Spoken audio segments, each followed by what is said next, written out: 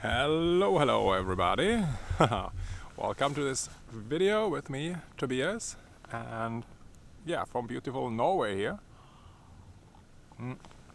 In this live video I want to talk about how you can be and should be you should dare to be different than your church or your spiritual home if you are feeling there's like a difference between you and maybe what the church says, or maybe what just is implied and not even said, and maybe you're not aware of that yet, but I know from my own story growing up that is a very real issue. And years ago I made a friend while studying in Germany. She wasn't an artist or creative like I would define an artist today, but she had at least one creative hobby, which was show dancing or foxtrot and all those different things that I don't know. And she was good. She was winning like competitions, and then later she became a Christian, and of course that was one of her main hobbies. So she continued doing that because she really enjoyed that. And the church, actually not the church she went to in Germany, but another church that was very influential for that church that she was going to. They were very, very conservative and very strict, and they basically always said that they forbid like all kind of dancing. And that of course was very, very hard on her. So we had some talks about that. And basically that is what, in a very short 1-minute explanation now, what I want to talk about in this video. Whether you are a dancer or a painter or an artist, and whether you believe in God or not, but so maybe for you it's not the church, maybe for you it's society at large, or your friends, or what people are expecting, what your friends are expecting, what your family is expecting from you. There might be a disconnect, and maybe you never dare to address it, but then maybe you should. Maybe you're not even aware of it. But that's what I want to talk about in this video. Just have a little bit of coffee again. If you have been on my Facebook earlier today, or if you just scroll down a bit, you will see that there's a video just from, 2 hours ago or so, where it was like a rainstorm. So everything behind me here was just completely gray. You couldn't see the coast on the other side. And now the sun came out. So everything here is like wet and on the floor, and the sun looks beautiful. But it's cold, so warm coffee is needed.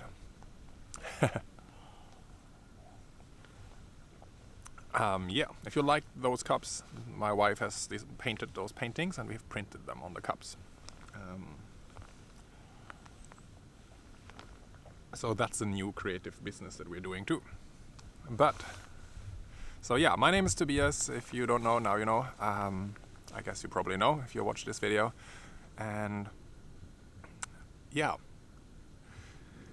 also here in Norway there is a movie coming into cinema. It's in Norwegian, it's made by Norwegians. It's called Disco. And it has nothing to do with clubbing. It has actually to do with exactly what I'm talking about right now. It's almost like somebody filmed that story that I just explained for my friend in Germany and made a story out of that and a movie out of that playing today. It's basically the same thing. So I just saw the trailer again last week, or some days ago, this weekend, and for me it is so heartbreaking. So in this movie, in this fictitious story, it is almost like in the real story that I just went into. So the story there is a young girl who, I think she is the daughter of a pastor, but she's also like really into like disco championship dancing. So like, crazy hair, crazy outfits, and dancing, and she's like winning a championship, or I think she becomes world championship in the movie, and she becomes a world champion in this disco style dancing, show dancing or whatever it's called. And she's also like a worship leader or part of the worship team in a modern church in that movie, kind of inspired by Hillsong. If you know the Hillsong church movement, they are also in Norway. So the movie company or the producers, I don't think they are fans of Hillsongs for whatever reasons. So they went out in the press and said like, oh well, this movie is playing in the Hillsong Church in Oslo, or in something similar like it. Which is a bit, I don't know, rude. But the point of that, from what I know from the trailer, is that she, I don't know if she gets hurt, but she basically starts to feel like, okay, she can't be both in church and be a worship leader and do like this disco dancing with, like the crazy hair, makeup, and a bit like very tight-fitting, almost a bit like sexualized outfits, which the church is like against in a way. They don't really say it, but I don't know. I guess maybe her close family or her pastor, her dad, who is I think a pastor in the movie, implies it or says something like that. So, and then she gets hurt while dancing or something like that and can't dance for a while, and so she thinks that's like punishment from God. That she can't be both a good Christian and a worship leader focused on honoring God and do her art or her expression of creativity, which is dancing in this case. And then the trailer becomes really dark, and you see that I think it's not the Hillsong Oslo Church anymore, because suddenly it's different people, and she is hanging with like in a remote nature camp like this, and joins like some kind of sect about self-purification and about wanting to be clean and want to be in eternity with Jesus, and talking about, they want to die for Jesus. And that sounds very dangerous. At least in that trailer, it reminds you very much of a sect. So basically, I don't know how the movie goes and how it ends, but basically she goes from being a Christian and having a hobby or actually a gift in creativity that is not accepted in the church, but she's really good at it, and she does it out of a pure love and a good motivation for it. She's not there to be evil or mean or selfish or using anything unmoral. She just loves to dance, loves to dress up, and she's really good at it and becomes a world champion. But there is this disconnect where the church and also her family and her dad and they are basically against that, and they're asking her to choose. So instead of having the wisdom, which is what I'm trying to communicate, to understand that, okay, church and God, while God is almighty and he's all and everything, that doesn't mean everything that is outside of the church or of the Bible is not from God. Like, nobody in the church ever mentions disco dancing, show dancing, crazy costumes. I mean, unless they have a past, like a stripper or something, they would mention that, and they're like, hey, I was a stripper and now I'm not, and I'm so holy now. Which often is a very life-changing story and very good and inspiring. But you never hear, or you hardly ever hear, stories of like, hey, I can be fully alive in God, and I believe He has created me to be creative. He has created me and given me all these gifts and talents, and see, I have this gift in, let's say, like this girl in the movie, show dancing and disco dancing, and she wins competitions. Or maybe like you, maybe you're a writer or a painter, or you're like me, you wanted to be a DJ from a young age, but nobody in the church was ever talking about DJing. DJing wasn't a holy gift, just like the show dancing isn't in the movie. But instead of somebody telling that girl in that story that be pure and be focused on God, but that doesn't mean that you need to give up on those gifts and those career paths that He has given you. Like those talents that you have, whether that is in DJing or in producing music or writing poem or novels. Maybe you're really, really good at writing short stories and maybe novels even, and they are not like spiritual or Christian. Maybe they're just love stories. Just love stories. I don't mean that as a negative word, okay? So please don't hear that. Maybe they're just different than what your friends, your church, your family expects. And then I want you to hear, just like I told my friend in real life years ago in Germany, that if you have it in your heart that that gift that you have is coming from a pure place and you want to express it and you feel alive when, let's say, dancing or making music, then you really should pursue that.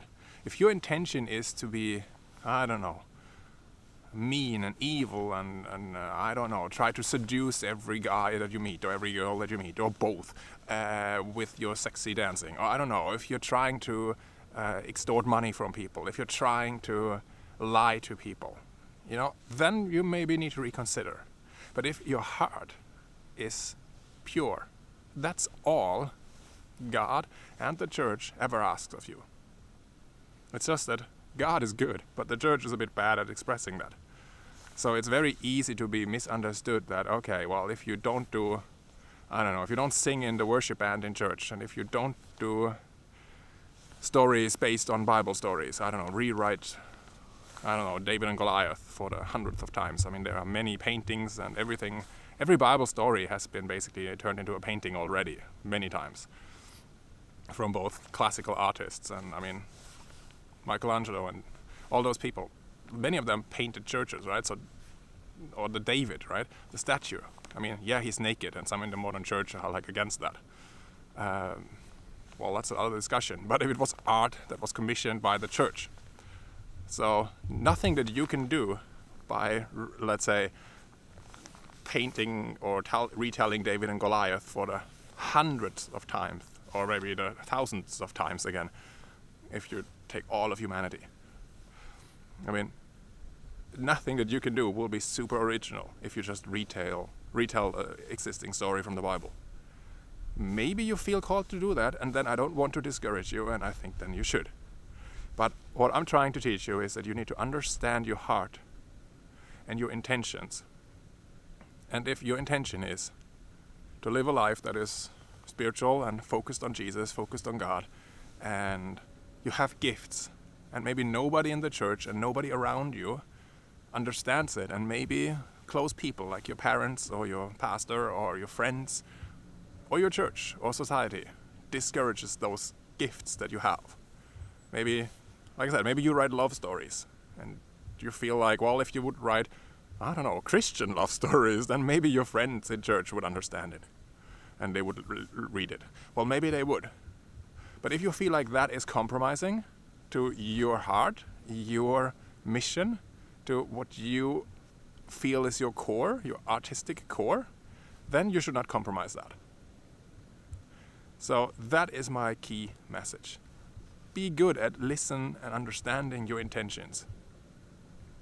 And if you feel like you've done your best artwork and it is, let's say you wrote a love story novel or a short story or something, and you're really, really happy about that, and you give it and you read it to friends, or give it to friends and they read it, or church people, or I don't know what your surrounding is, and everybody is like, oh, should be Christian, then I would buy it. And if you feel, yes, that is constructive criticism and I should really do that and change that story that way, then you should.